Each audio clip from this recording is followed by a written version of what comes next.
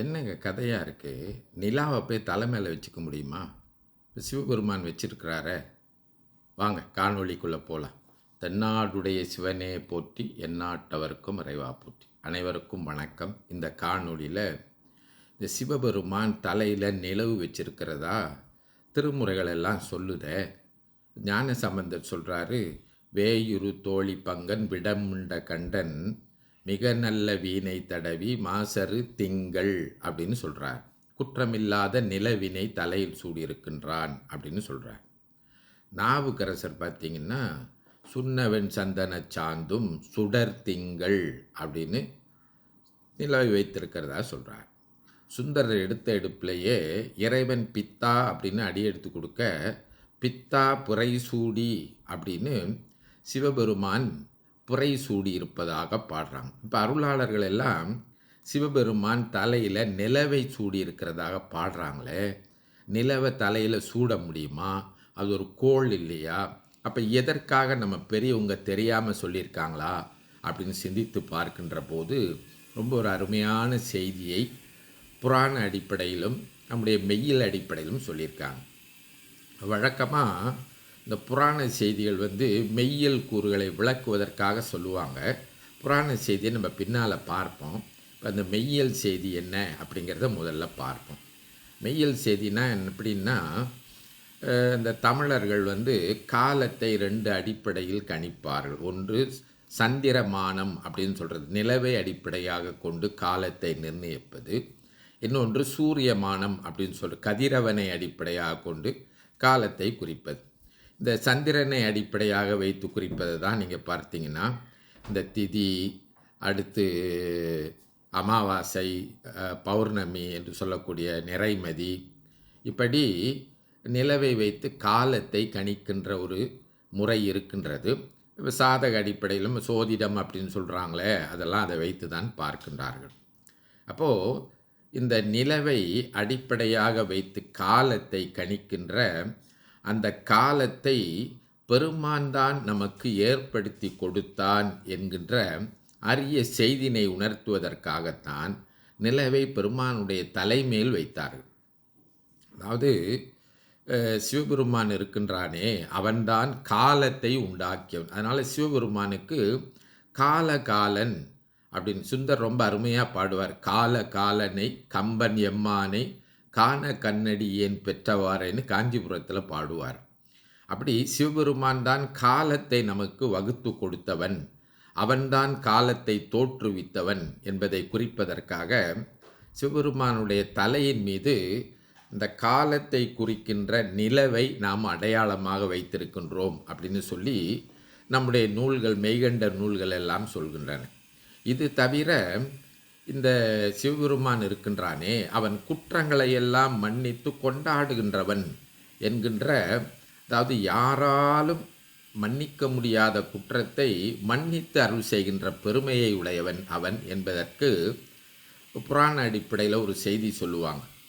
உங்களுக்கு கந்த புராணமும் சரி, மற்ற புராணங்களும் சிவபுராணமும் சரி, இன்னும் இது போன்ற புராணங்களில் இந்த சிவபெருமான் இந்த எப்படி நிலவை தலையில் கொண்டார் என்கின்ற ஒரு செய்தி புராண செய்தியாக சொல்லப்பட்டிருக்கின்றது. அதாவது பிரம்மனுக்கு சிவபெருமான் இந்த தான் படைத்த நிலவு, விண்மீன்கள் என்று சொல்லக்கூடிய நட்சத்திரங்கள் இவற்றையெல்லாம் காக்கின்ற பொறுப்பை பிரம்மனுக்கு கொடுத்தார் அப்படின்னு நமக்கு சொல்லுவோம். வழக்கமாக பிரம்மன் தான் படைக்கிறார் அப்படின்னு சொல்லுவோம்.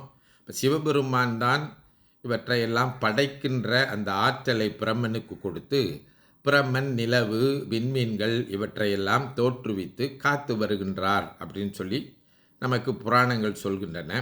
அந்த அடிப்படையில் இந்த நிலவு, விண்மீன்கள் இவற்றையெல்லாம் ஆண்களாகவும் பெண்களாகவும் தேவதைகளாக உருவகப்படுத்தி சொல்லப்பட்டிருக்கின்றது. அந்த அடிப்படையில் பிரம்மன் இந்த 27 விண்மீன்களை இறைவனுடைய அருளால் தோற்றுவித்து நடத்தி கொண்டிருப்பதை பிரம்மனுக்கு 27 பெண்கள் இருந்ததாக, அதாவது 27 விண்மீன்களை 27 பெண்கள் இருந்ததாக சொல்லி, அந்த 27 பெண்களையும் சந்திரனுக்கு திருமணம் செய்து கொடுப்பதாகவும் புராணத்தில் செய்தி சொல்லப்பட்டிருக்கின்றது.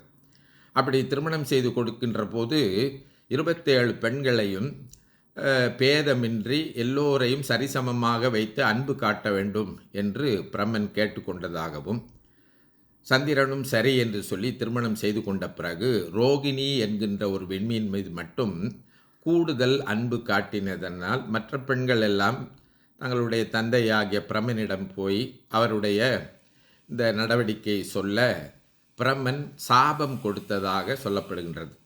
புராணத்தில் சொல்லப்பட்டிருக்கு, நீ நாள்பட தேய்ந்து அழிந்து போய் விடுவாய் என்று பிரம்மன் சாபம் கொடுத்த நிலையில் அந்த சாபத்திலிருந்து மீள்வதற்காக சந்திரன் எல்லோரையும் தேடி திரிந்து இறுதியாக சிவபெருமானுடைய திருவடியில் போய் விழுந்து, பெருமானே நீங்கள்தான் நான் செய்த குற்றத்தை மன்னித்து என்னை இந்த சாபத்திலிருந்து காக்க வேண்டும் என்று வேண்ட சிவபெருமான், நான் ஏற்கனவே குறிப்பிட்டது போல அவர் பெரும் கருணை கடவுள் இல்லையா, அப்போ குற்றம் செய்த அந்த நிலவை உன்னுடைய குற்றத்தை மன்னித்தேன் என்று சொல்லி சாபத்தையும் இல்லையாக்கிவிடக்கூடாது, அதையும் நிறுத்த வேண்டும், அதே வேளையில் நிலவையும் காக்க வேண்டும். அதற்காக நீ 15 நாட்களுக்கு தேய்ந்து போய் மீண்டும் 15 நாட்களுக்கு வளர்வதுமாக இருப்பாய், தேய்வதும் வளர்வதும் தேய்வதும் வளருமாக இருப்பாய் என்று சொல்லி அப்படியே அந்த நிலவை தன்னுடைய தலையில் சூடியதாக புராண செய்தி இருக்கின்றது. எனவே இந்த நிலவை பார்க்கின்ற போது,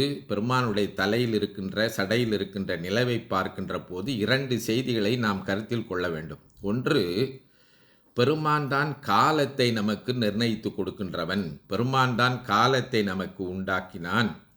பெருமான் உண்டாக்கிய அந்த நேரம் காலம் இவையெல்லாம் பெருமானை வழிபடுகின்றவர்களுக்கு நன்மையே செய்யும், அது ஒருபோதும் தீமை செய்யாது என்பதற்காகத்தான் 9 1 18 6 உடனாய நாள்கள் அவைதாம் என்று திருஞான சம்பந்தர் வேயுறு தோழி பங்களில் 27 நட்சத்திரங்களும் நிலவும் சூரியனும் இன்னும் இருக்கக்கூடிய கோள்கள் எல்லாம் ஞாயிறு திங்கள் செவ்வாய் புதன் வியாழன் வெள்ளி சனி பாம்பிரண்டு இவையெல்லாம் இதை வைத்து நாம் இந்த கணிக்கின்ற காலம் இருக்கின்றதே, சிவபெருமானை வழிபட்டால் சிவபெருமான் அவற்றினால் ஏற்படக்கூடிய குற்றங்களை தீமைகளை போக்கி அருள்வான் என்று காட்டுவது சிவபெருமான் தலையில் இருக்கின்ற நிலவு.